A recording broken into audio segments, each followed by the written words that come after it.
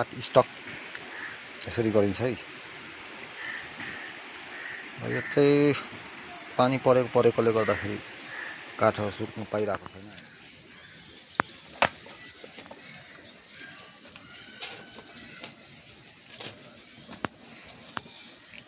पानी पर्या छ, काठ सुकाउनु पाइरहेको छैन।